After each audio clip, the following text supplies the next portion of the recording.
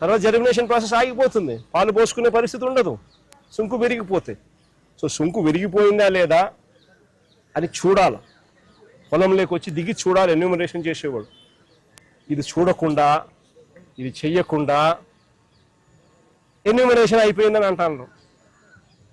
ఇలాంటి వాళ్ళు ఎవరైనా అన్నలాంటి వాళ్ళు ఇలాంటి వాళ్ళు ఎవరైనా కూడా ఎన్యూమరేషన్ మాది జరగలేదు, మా దగ్గరికి ఎవరు రాలేదు అని అంటే వెటకారం చేసి మాట్లాడుతున్నారు వాళ్ళను. ఎన్యూమరేషన్ మాత్రం జరగదు. ఇంత దారుణంగా పంట జరుగుతుంది. పైగా ఇంకోటి ఏమంటున్నారో తెలుసా, ప్రతి రైతుకు ఈ మాదిరిగా అగ్రికల్చర్ ఆఫీసర్లు డైరెక్ట్గా ఈ మాదిరిగా మెసేజ్లు పంపించడము, ఈ మాదిరిగా ఆర్బీకేల దగ్గర నుంచి అగ్రికల్చర్ ఆఫీసర్లతో రైతులకు చెప్పిస్తూ ఉన్నారు. ఏమని, మీరు గన ఈ పత్రాలు సమర్పించిన వారి పొలాలకు మాత్రమే పంట నష్టం జాబితా తయారు చేయబడును. ఆఖరి తేదీ అక్టోబర్ 31వ తేదీ కావున శుక్రవారం మధ్యాహ్నం 3 గంటల లోపు తీసుకొచ్చి ఈ డాక్యుమెంట్లు మాత్రమే స్వీకరించబడతాయి. తర్వాత ఇచ్చిన డాక్యుమెంట్లను తీసుకోబడవు అని ఒకవైపున మెసేజు. రెండో వైపున దయచేసి రైతులందరూ గమనించగలరు, ఇప్పుడు పంట నష్టం చేయించిన రైతులకి తర్వాత ధాన్యం రైతు సేవా కేంద్రం కొనుగోలు చేయబడదు అని. అంటే ఈ ఇన్పుట్ సబ్సిడీ కానీ ఈ నష్టం జరిగిందని కానీ ఎవడైనా కూడా అడిగితే, రైతు అడిగితే వాళ్ళ ధాన్యం కొనుగోలు చేయరట తర్వాత. అంటే ఏం చెప్తా ఉన్నారు, ఎక్కడైనా కూడా ఏదైనా తుఫాన్ వచ్చినప్పుడు మనుషులకు మానవత్వం ఉండాలి.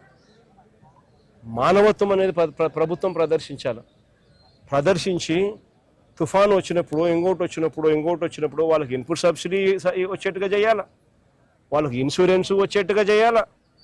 ఈ రెండు రావడమే, రెండు ఇవ్వడమే కాకుండా, వచ్చేట్టుగా చేయడము ఇవ్వడమే కాకుండా వారి పంటలు కూడా కొనుగోలు చేసే కార్యక్రమం జరగాల.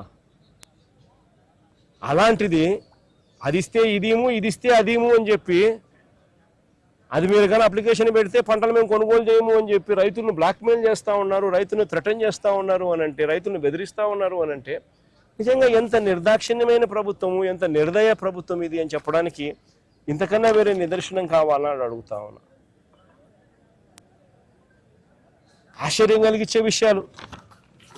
ఈ ప్రభుత్వం అయితే అసలు ఈ క్రాప్ అనే ప్రక్రియ కూడా పూర్తిగా ఎగనామం పెట్టేసింది. ఈ క్రాప్ అనేది ఎగనామం పెట్టింది. అసలు ఈ క్రాప్ అనేది ఎందుకు చేయాలి, ఈ క్రాప్ అనేది ఎందుకు ఇంత అవసరము అనేది ఇలాంటి విపత్కర పరిస్థితుల్లో ప్రతి రైతుకు అదొక శ్రీరామ రక్షగా నిలబడుతుంది. అలాంటిది ఈ క్రాప్ అనేది తెరమరుగైపోయింది.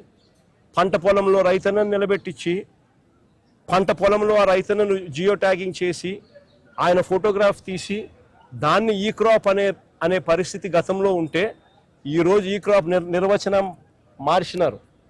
ఈరోజు ఈ క్రాప్ అంటే ఏం తెలుసా, చేశామంటే చేశాం. తెలుగుదేశం వాళ్ళకైతే ఏకంగా ఉన్న భూమి కన్నా వాళ్ళు వేసిన పంట ఎక్కువ వేసినారు.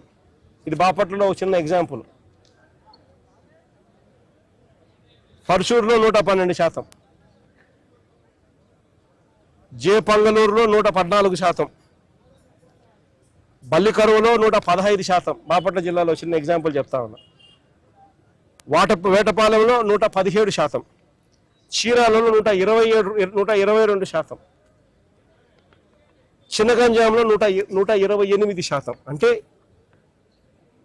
ఉన్న భూమి కన్నా agricultural crops sown in the భూమి 120 భూమి ఉండేది 100% అయితే నువ్వు 128% చూపిస్తా ఉన్నావు. అంటే ఏ స్థాయిలో నువ్వు ఈ క్రాప్ అనేది నీరు గార్చావు అని చెప్పడానికి ఇదొక నిదర్శనం.